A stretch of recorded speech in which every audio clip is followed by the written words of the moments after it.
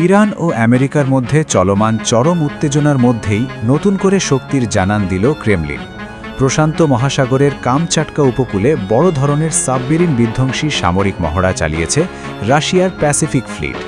Vladimir পুতিনের এই সামরিক তৎপরতাকে বর্তমান ভূ-রাজনৈতিক প্রেক্ষাপটে অত্যন্ত তাৎপর্যপূর্ণ বলে মনে করছেন বিশেষজ্ঞরা। রাশিয়ার প্রশান্ত মহাসাগরীয় নৌবাহিনীর পক্ষ থেকে জানানো হয়েছে, কামচাটকা উপকূলের কাছে ছোট অ্যান্টি সাবমেরিন যুদ্ধ জাহাজ MPK-82 এই বিশেষ মহড়ায় অংশ নিয়েছে।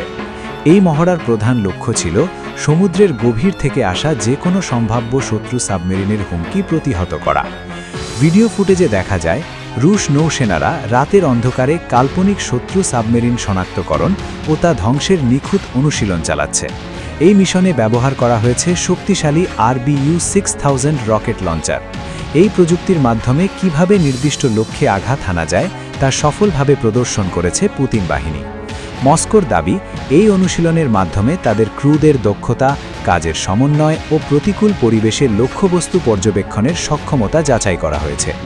রুশ নৌবাহিনীর প্রেস অফিস এক বিবৃতিতে জানিয়েছে, রাশিয়ার আঞ্চলিক জলসীমায় শত্রুপক্ষের কোনো সাবমেরিন যাতে প্রবেশ করতে না পারে তা নিশ্চিত করতেই এই সতর্কতামূলক মহড়া।